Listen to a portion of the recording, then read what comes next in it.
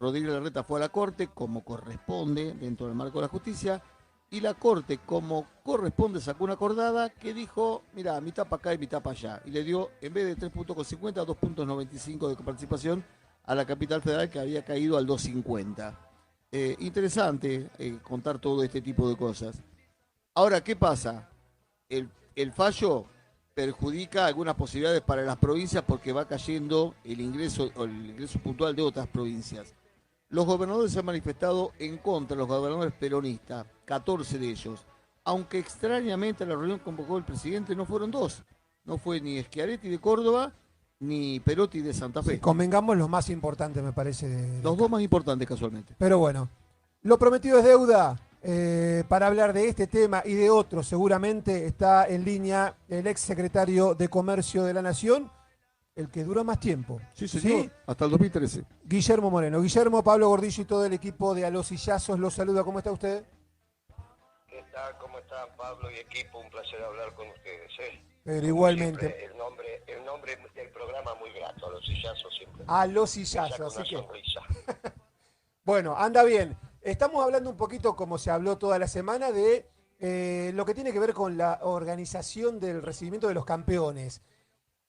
Y acá Félix dice que se va a animar a preguntarle algo. A ver, Félix, te escucha, No, Guillermo. no, yo lo que quería. ¿Cómo está, Guillermo? Un gusto saludarlo y mucha más en una fecha ¿Qué como tal, esta. Félix? Un placer en que te encuentres bien, que estés bien y volver a conversar contigo. Muchas gracias, muchas gracias. Yo lo que veo es la dificultad que tenemos en encontrarnos, ya sea el ministro de Seguridad de la Nación, el ministro de Seguridad de la provincia de Buenos Aires, como el ministro de Seguridad de la Ciudad de Buenos Aires. Que yo creo que el día lunes, a primera hora de la mañana, 6, 5, 7 de la mañana, tenían que estar reunidos para poder delinear una posibilidad de darle a la población el saludo a su selección campeona del mundo y no lograron juntarse y salieron un montón de miserias que terminaron en una cosa que fue muy desprolija y que finalmente se hizo lo que se pudo con un pueblo que se portó bastante bien teniendo en cuenta el número de gente que había en la calle. La pregunta es, ¿qué hubiera hecho usted como jefe del Poder Ejecutivo Nacional? Es bien interesante la pregunta porque lo hemos reflexionado. Primero, tenés que creer en la organización popular. ¿Sabes? Vos tenés que creer. Vos tenés que creer que vos tenés dos alternativas. El dirigente que va a hablar en un acto multitudinario tiene dos alternativas. O construir un VIP adelante, como terminó imponiendo el criterio Cristina, no Kirchner. En los actos de Kirchner no había ningún VIP. En los actos de Cristina se entendía el VIP porque es una dama. Y entonces, bueno, tenía que haber algún esquema, pero no exagerar. Después empezaron a hacer carpas VIP y todas estupideces. Y entonces el que va a hablar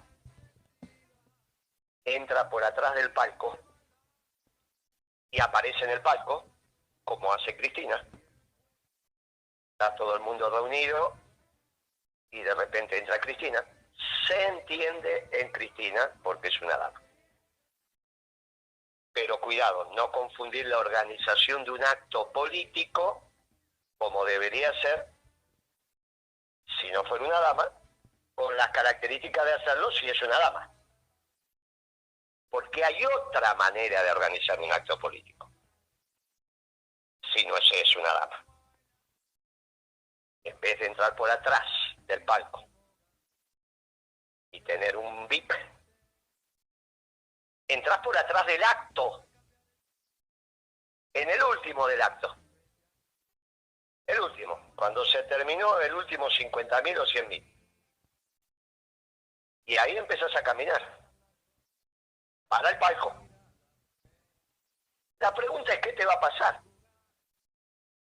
¿Qué va a hacer el pueblo cuando te vea? ¿Te va a dejar avanzar o no te va a dejar avanzar? Y ahí viene una tensión lógica y razonable, siempre con los organismos de seguridad, que tienen su rol y su misión. Siempre. En mi caso, yo elegiría entrar por atrás. Claro. Y no tengo duda que el pueblo te lleva hacia el palco. Claro. Hay una corriente que se va generando, natural, donde vos llegas al palco. Te va a llevar 1 hora y media, 2 horas, llegar a hacer 200 metros, 300 metros, lo que fuere. Pero llegás. Lo mismo entonces tendría que ver con este acto, para recibir a la selección. ¿Confiamos en la organización popular o no confiamos? Y entonces, ¿qué tendría que haber hecho el gobierno? El gobierno tendría que haber puesto un gran palco, por ejemplo, la 9 de julio, mirando hacia Constitución, hacia el sur. Poner las pantallas, poner los equipos de música, de audio como corresponde, hasta Constitución, previendo que puede haber 3 millones de personas. Ahí te entra, sin ningún inconveniente. Hasta Constitución, incluyendo la plaza, te entra sin problema. Cada pantalla se transforma en un acto. Claro. Y vos lo dejás al AFA que elija el camino para llegar. Mientras tanto, lo que podés son los goles de la selección, los goles de Maradona, ponés a cada relator transmitiendo los goles, convocás a las viejas glorias que todavía tenemos, Sí, señor. uno que te cuente el gol de Maradona, el otro que te cuente el gol de allá, El de algunos Kepa el vivos todavía 78. quedan. Y entonces va generando las 4, 5 horas, 6 horas, que va a demorar el trayecto que la AFA decida de un lugar a otro lugar. Y ahí los jugadores entraban al palco y lo iban a ver los primeros 80 metros, 90 metros de público. ¿Cuánto lo van a ver? De resto prefiere verlo en la pantalla. Como cuando canta un cantante en una cancha, el público mira las pantallas, sino para qué están las pantallas al lado del cantante. Claro. Porque la gente no ve al cantante. Pero participa, no hay ningún problema. Entonces, vos dejabas que la cosa fluya. Pero tenés que creer eso, tenés que creer en la organización del pueblo. Finalmente, la gente salió a festejar, el pueblo salió a festejar. Al margen de ver o no ver los porque se armaban fiestas por lugares que inexorablemente no iba a pasar nunca la escaloneta, pero se armaba la fiesta igual. Sí, señor. Bien, entonces, vos tenés que creer en tu pueblo, tenés que confiar y tenés que darle las posibilidades de cierta organización. Ponías el palco, ponías algunos de los famosos de la voz del estadio, algunos de esos que siempre están, que son voces conocidas, y listo. Y si ellos querían, el presidente, como corresponde, los recibía en nombre del pueblo argentino, porque obviamente yo ya dije todo lo que tengo que decir de Alberto Fernández, y de Cristina ahora también.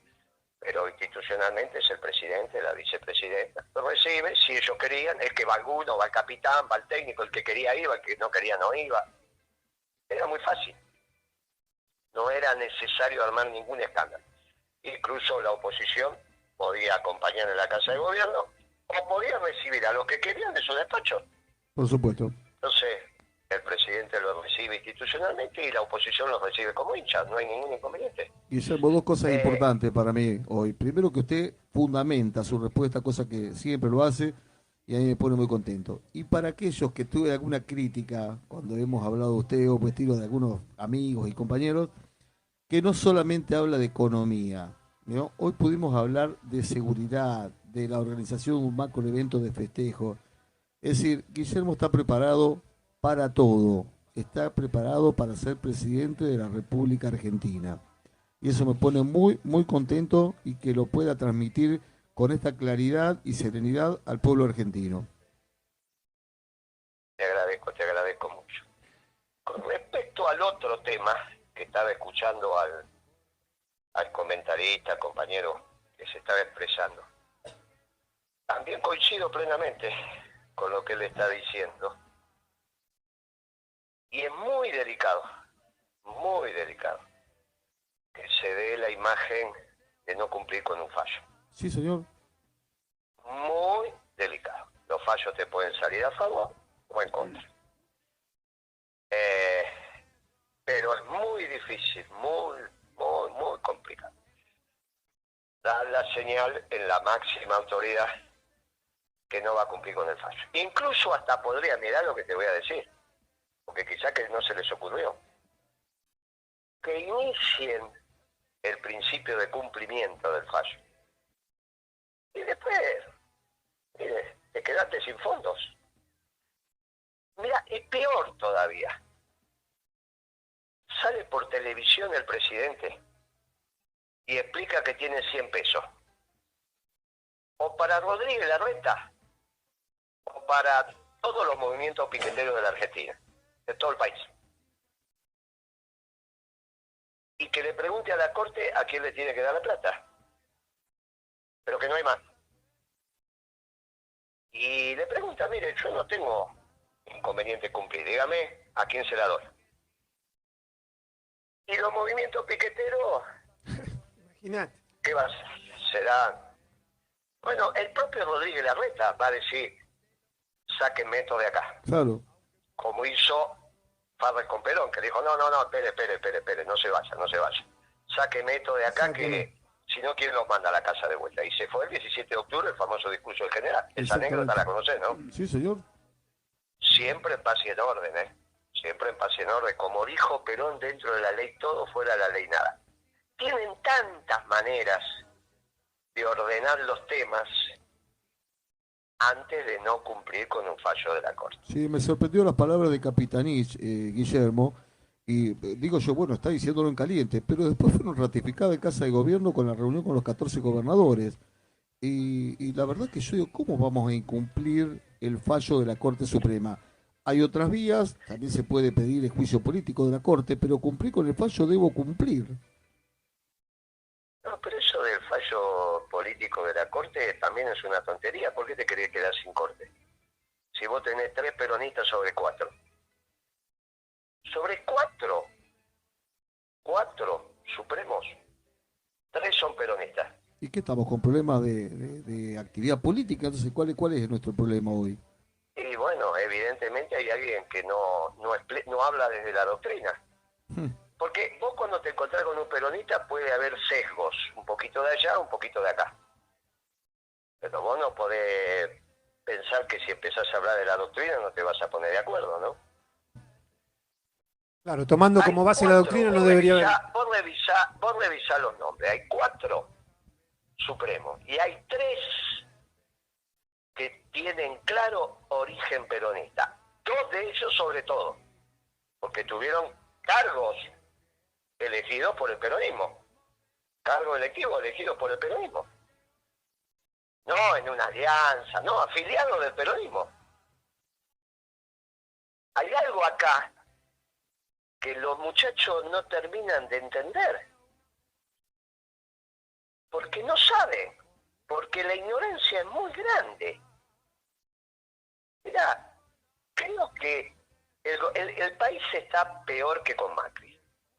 Obviamente a medida que se agudiza la crisis, van pasando el tiempo, cada vez está peor. Ahora, yo tengo mis dudas de si no son más ignorantes también que en el gobierno de Macri. Es al margen de la crisis esto. Tengo la sensación que hay una ignorancia supina. Alberto Fernández no tenga duda, porque es un muchacho que no sabe.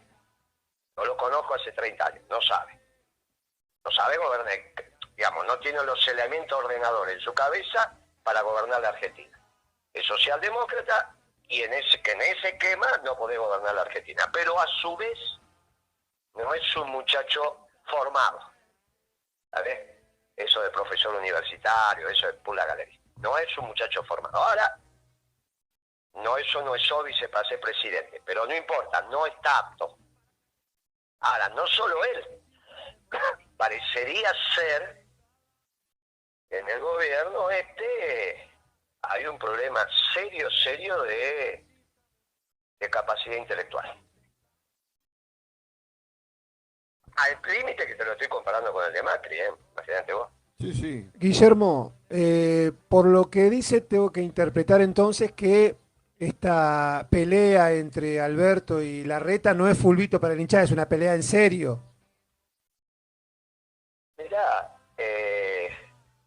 yo creo que no es entre Alberto y Larreta. No es. Es una situación muy delicada.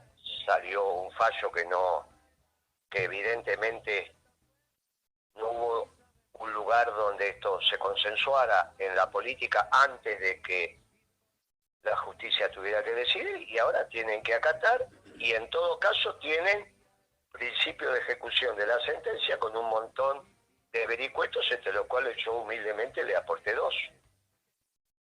Pero termínenla con la Corte. ¿A dónde quieren llegar? Eso no se cuestiona. Perdón, no entendí. No, te decía que eso no se cuestiona. Una vez que la Corte resuelve, ya está. Es el Estado de Derecho. Pero así funciona en cualquier lugar. Hubo una elección entre Al Gore, vicepresidente de Clinton, y Bush hijo, la primera de Bush hijo, que lo decidió la Corte Suprema de Estados Unidos por unos votos en Florida, y eran unos votos mínimos. Falló, dijo el presidente Bush, y Al Gore dijo, falló la Corte, y felicitó al nuevo presidente, se acabó. ¿A dónde querés llegar? No me gusta, no esto, no aquello. Bueno, está bien. Así funciona. Otra consulta que le quiero hacer que tiene que ver con esto de la coparticipación. Sabemos que desde la reforma del 94, que entre otras cosas consolidó la autonomía de la ciudad de Buenos Aires, la ciudad nos dio 2 presidentes que fueron nefastos, ¿no? De la Rúa y Macri. ¿Qué opinión tiene usted de la autonomía de la ciudad? ¿Cree que debe seguir así, que tenemos que volver atrás? Pero si Alberto Fernández hasta es hincha de Argentinos Juniors, ¿por qué decimos? Sí. No, me refiero a... No, digo por de la Rúa. Ah, vos decís 3 entonces. Sí, Alberto Fernández hincha de Argentinos Juniors. Claro, pero no fue jefe de gobierno de la ciudad. Pero es porteño. Es porteño, es verdad. Bueno, entonces vos no estás diciendo que fue jefe de la ciudad, sino que fue porteño. Claro. Entiendo yo que querías decir eso. No, yo decía que 2 jefes de la ciudad de Buenos Aires llegaron a ser presidente desde la reforma del 94. Lo que le pregunto concretamente es, ¿qué opinión tiene de la autonomía de la ciudad de Buenos Aires? ¿Debe seguir así? ¿Hay que modificar eso? Pero ¿Hay que volver atrás? ¿No tiene importancia que haya sido jefe de la ciudad de Buenos Aires para ser presidente o sí? Si no, no entiendo la causalidad. No, pero digo, ¿es casualidad que 2 personas que se potenciaron en la ciudad de Buenos Aires con todo el poder que eso da, lleguen a la presidencia? Pero ¿de dónde un intendente va a tener poder? Es que prácticamente funciona como un gobernador, no como un intendente. Pero si es un intendente, ¿cómo Claro. va a ser un gobernador? Pero fíjese que estamos discutiendo la coparticipación en el mismo nivel que un gobernador de cualquier provincia. Él se sienta de esa forma. Pero comparado con el de Buenos Aires no existe. Pero usted habla, por ejemplo, cuando habla de los diputados de la ciudad de Buenos Aires, ¿habla de diputado o habla de concejal? No, eso se llama legisladores. Lo Bueno, que quiere decir son... Sí. Pero no son yo concejales. hablaría de concejales. Si vos me querés saber mi opinión, Sí, hay que volver al viejo ejercicio donde el presidente elegía al intendente. ¿Está bien? Ahora. No solo lo he dicho hasta cansancio múltiples veces. Esto es un acuerdo que hicieron los radicales con un sector del peronismo, entre los cuales estaba Alberto Fernández. Y nosotros siempre estuvimos en contra. Otro grupo de peronistas. Ese grupo de peronistas era Alberto Fernández, Valdés, el que hoy es diputado, Argüello y algunos más. Eso, con un grupito que estaba conducido por Ibarra, el que fue intendente. Y los radicales generaron esta historia de la autonomía de la ciudad, y lo pusieron constitucionalmente en el 94 y lo votó Cristina. ¿Sabes? Ese dato no lo tenía. Ese dato no lo tenía. Y era constituyente, Cristina. Claro. Sí, lo votó en Santa Fe, sí, señor. Claro, era constituyente. Entonces, el que se opuso, entre comillas, a esto fue Cafiero. Entonces, había parte de la autonomía de la ciudad que había que reglamentarla y esas reglamentaciones no salían. Hasta que empezaron a salir. Entre ellas lo del traspaso de la policía, que se ejecutó durante el gobierno de Macri. Bueno, fue antes y después Macri le pasó la plata. Para mí la policía tiene que ser la Policía Federal. Ahora, resuelto este punto, si vos tuvieras razón, el intendente que elige el presidente sería el próximo presidente. Si vos tuvieras razón y la ciudad de Buenos Aires fuera tan importante, el intendente elegido por el presidente sería el sucesor del presidente. Prácticamente. Y la verdad es que nunca pasó eso. Lo que acontece con que tenés 3 porteños sucesivos presidentes tiene que ver con otras complejidades y no el manejo presupuestario de la ciudad de Buenos Aires. Porque vos por el manejo presupuestario de la ciudad de Buenos Aires, de Córdoba, de Santa Fe o de la provincia de Buenos Aires, no sos presidente. Tenés que tener otras características y analizar la política de lo que está aconteciendo en el país. Una vez tuvimos un presidente que vino del sur, de una gobernación muy pequeña, está bien, elegido por el presidente de aquel momento, que era Dual. Y después tuvimos otro presidente anterior, que vino de una provincia también muy pequeña del oeste del país, y que incluso confrontó contra el que era gobernador de la provincia de Buenos Aires, y gobernador de la provincia de Córdoba, y le ganó a los dos. Le ganó en la interna a los dos juntos. Guillermo. Entonces, más que analizar esto desde la óptica presupuestaria, que creo que es un error garrafal que está cometiendo la política, pensar que el presupuesto define, el manejo del presupuesto define tu presencia ante la sociedad. Con ese criterio, el director del Teatro Colón tendría un poder en la Argentina impresionante. El presupuesto del Teatro Colón es inmenso. Y si yo te pregunto a vos ahora quién es el director del Teatro Colón, seguramente no sabés. No tengo ni idea.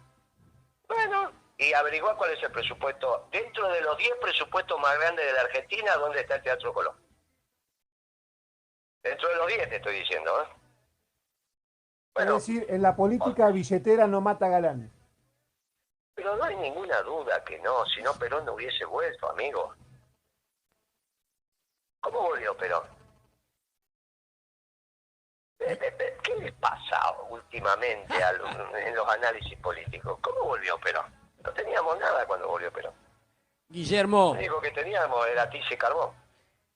lo saco un poco de este análisis que es tan enriquecedor y a mí habla Hugo Bonilla, Guillermo, yo tal, soy Hugo? un seguidor suyo de la primera hora y creo que esa anécdota allá por aquel 9 de enero está todavía latente acá en San Nicolás, con el primer afiliado al partido de Principios y Valores, lo recuerda, creo. Perfectamente, ¿cómo no me voy a acordar, Hugo? Guillermo, mire, yo recaudo la historia de su tránsito por la vida política, pero más que nada hoy estábamos evaluando de la exactitud, no solo del análisis de lo que pasó, sino de lo que está pasando en geopolítica, en política nacional, en economía, y no solo eso, sino de lo que vendrá. Entonces lo consideramos, mira, es un profeta de la política. Y yo me quedé con aquella imagen cuando usted dijo, ustedes son como Gregorio de las Heras. ¿Recuerdan quién Claro. fue Gregorio de las Heras? El que salvó parte del contingente bélico que estaba allá del otro lado de las montañas, y gracias a esa maniobra fue el producto consecuente después con lo que siguió con la campaña libertadora. Y hoy algunos de los que estamos aquí, hemos conservado ese espíritu y esa mirada de ser los reorganizadores de esta fuerza que se está gestando. Y ahora fíjese que el análisis me lleva a que el sentido común está acomodando la historia, porque cosas que cuando uno dice el tiempo dirá quién tiene razón, y el tiempo está hablando pero casi a los gritos.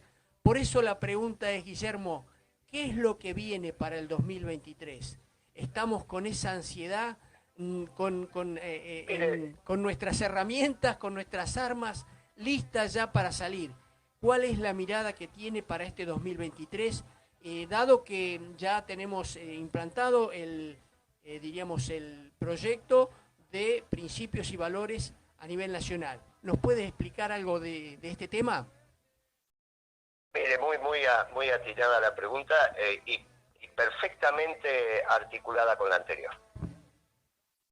Porque si la política se hiciera en función de la asignación presupuestaria de los distritos, lo que yo voy a contestar ahora no tendría sentido, sería un sinsentido. Si la política no es en función de las asignaciones presupuestarias o de lo que entre comillas se llama la caja, lo que voy a decir sí tiene sentido. Lo que va a venir es un futuro, a mi humilde entender, muy promisorio, muy promisorio. Lo que sí tenemos que atravesar es el punto de inflexión. El punto de inflexión que se va a dar en el hecho económico. Hay un punto de inflexión contundente, dado que hay una macroeconomía totalmente desquiciada, que ya estaba desordenada cuando Cristina entregó el mando bajo la gestión de Kicillof, la siguió desquiciando Macri y la termina de llevar a niveles inauditos este gobierno. Muy bien, ese punto de inflexión hay que atravesar. Ahí se abre la posibilidad de un ordenamiento económico que contemple por primera vez, sin tener el viento de frente que siempre tuvo el peronismo cuando le tocó gobernar, porque tenía el mundo en contra. Cuando a mí me dicen, no, pero Perón asumió con la Unión Soviética y los norteamericanos en contra, que acababan de ganar la Segunda Guerra Mundial. En el 73 no hay duda que estaba el mundo en contra. Y en nuestro gobierno también tuvimos el mundo en contra, porque era la globalización. Por primera vez podría asumir el peronismo, el gobierno nacional, sin tener al mundo en contra. Por lo tanto, se abre la posibilidad no solo de hacer un esquema de articulación entre el capital y el trabajo, que es la histórica del peronismo, sino entre lo grande y lo pequeño. Durante la globalización, pensar la funcionalidad entre las empresas pequeñas y las empresas grandes era contrario sensu, porque se vendían las empresas grandes. Argentina se quedó casi sin grandes empresas porque fueron todas compras argentinos, mejor dicho, la Argentina la sigue teniendo, pero argentinos, el capital controlante de esas empresas pasaron a ser extranjeros. Era la dinámica de la globalización. La dinámica de la globalización era el pez grande se come al chico. Asinda, por ejemplo, que está cerca de ustedes, fue comprada por capitales indios.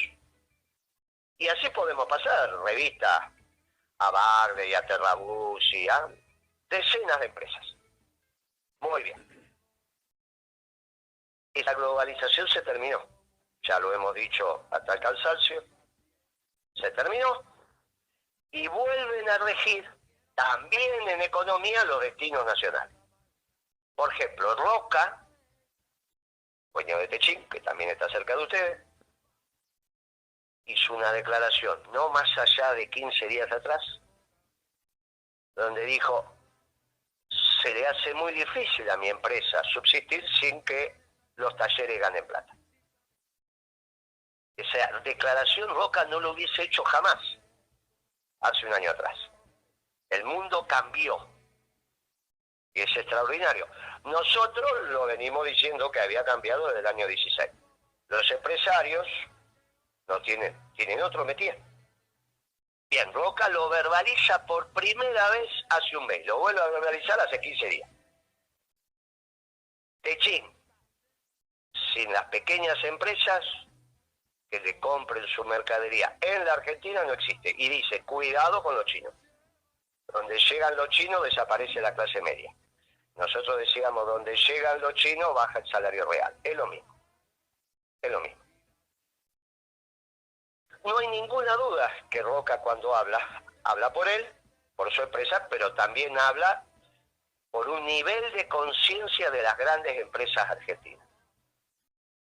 Ese nivel de conciencia de las grandes empresas argentinas, entre las cuales también está Clarín, entre las cuales, porque no hay ninguna duda que en los medios de comunicación el más grande es Clarín. Y son socios. En determinadas empresas son socios Roca y Mañeto. Eso se sabe, es público. Con lo cual, hay un estado de conciencia sobre la necesidad de la existencia de la Argentina para que esas empresas grandes sigan siendo grandes. Conciencia que no tenían hace un tiempo atrás. Incluso si uno lee detenidamente Clarín, empieza a encontrar algunos de estos elementos. Las empresas muy pequeñas en la Argentina solo tienen el mercado argentino. Las empresas medianas pueden tener el mercado argentino y algo de internacional. Las empresas grandes se habían olvidado del mercado argentino porque pensaban que solo era el internacional, en la globalización. Entonces había pobreza, desocupación, esto, aquello, a ello. Bueno, ahora cambió el mundo. Y ahora se vuelve a hablar de las cadenas de valor a nivel regional. Y Techín es una empresa muy importante para la región, incluido comparado con Brasil. Y también tiene empresas en Brasil. Y lo mismo empiezan a pasar con los 5 o 6 grupos económicos que quedaron en la Argentina. Relevante. Esto le da una oportunidad al peronismo extraordinario, porque es el único que habla de la armonía entre el capital y el trabajo y la armonía entre lo pequeño y lo grande. El próximo presidente, obviamente que en su definición, las grandes empresas van a tener mucha opinión. Milei existe mientras alguien lo financie y mientras le den prensa. En el momento que lo dejen de financiar, porque los grupos económicos tomen otra decisión y no le den más prensa, lo que va a acontecer es fácil de entender. Pero lo mismo con los radicales y lo mismo con Cambiemos.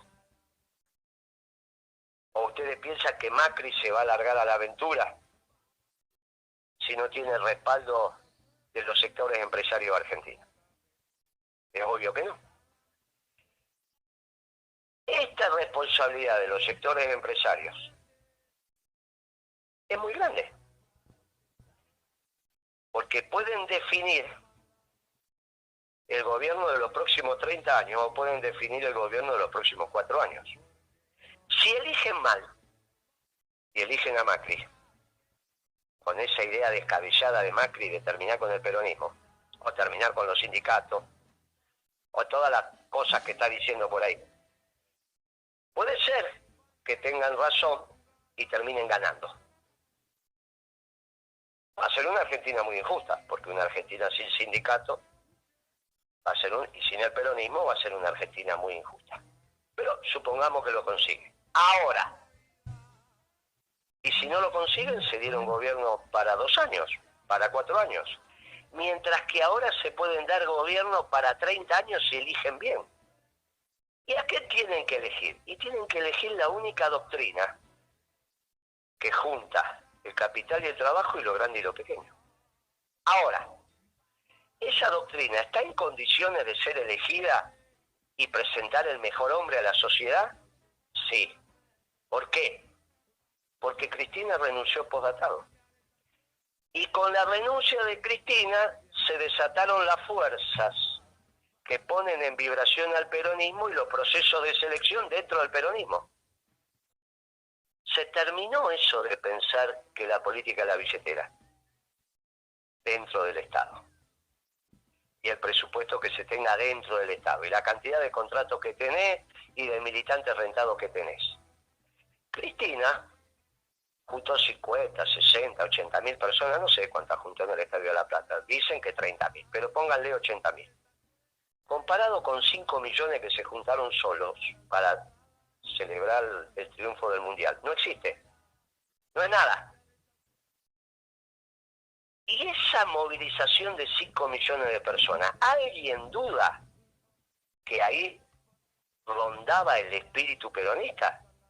¿Alguien duda de que rondaba Maradona y el espíritu peronista en todos esos muchachos de la selección? No, porque la alegría es peronista, Guillermo.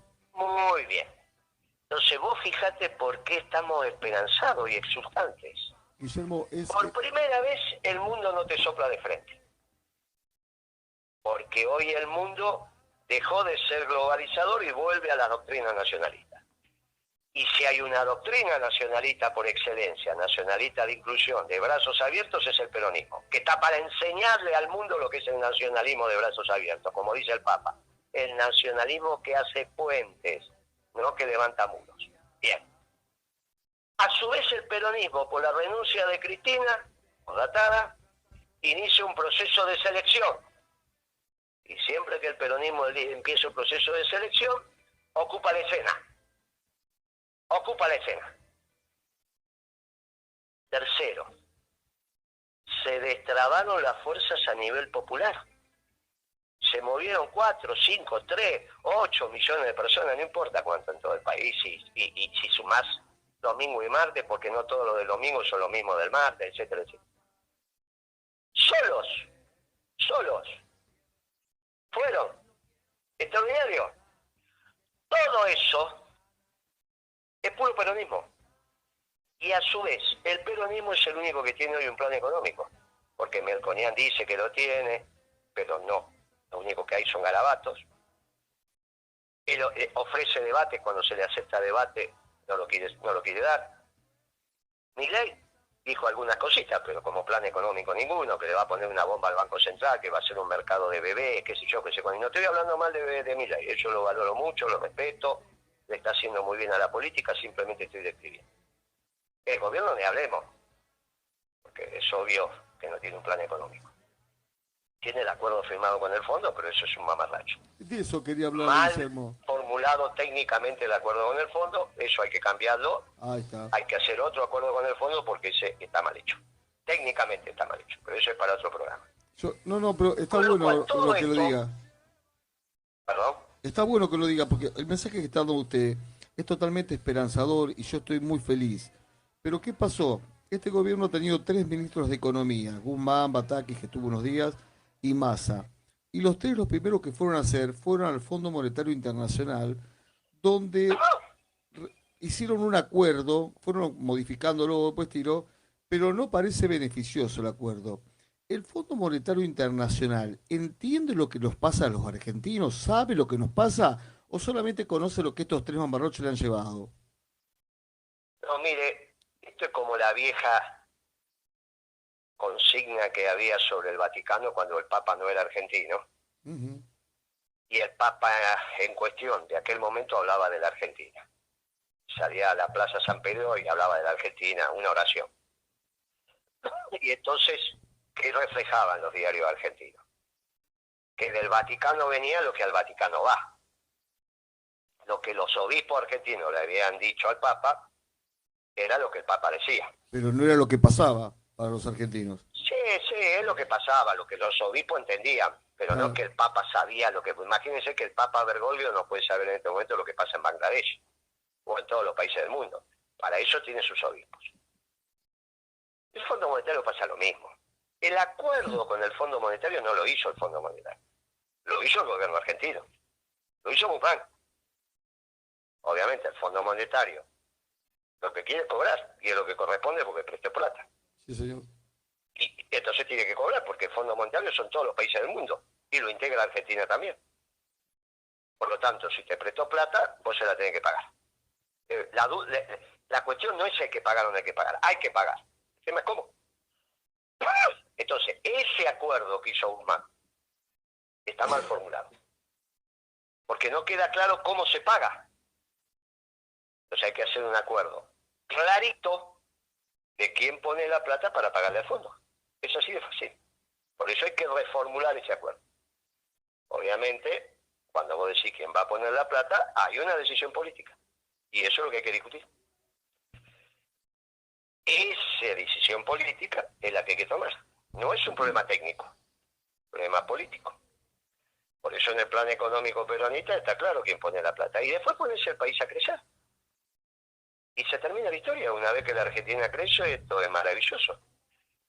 Por eso vas a reformular el acuerdo con el Fondo Monetario, donde no está en discusión que siempre hay que pagar la deuda, para eso están las deudas, para honrarse, pero vas a decir, mire, vamos a cambiar esto, ahora la plata va a salir de acá. Y esto es muy sencillo. Si a su vez se articula lo grande con lo pequeño, con una tasa de crecimiento como la que supimos tener a principios de este siglo, en 25 años vos tenés un PBI per cápita de 25 a 30 mil dólares en términos de hoy. Y con eso los ingleses te están devolviendo la llave de la Malvinas. Y no perdiste la Antártida, que es lo que está en discusión. Clarísimo. Porque lo que está en discusión hoy es la Antártida. La importancia de los ingleses en Malvinas es porque se quieren quedar con la Antártida. Esto Sí. es así de fácil. Lo hemos escuchado hablar de este tema mucho y la verdad que es interesante. Y no lo habla nadie, eso es lo preocupante. Guillermo, 24 de diciembre y usted atendiéndonos esta entrevista. Lo último que le queremos pedir, un mensaje para el pueblo argentino en estas Navidades, en estas fiestas.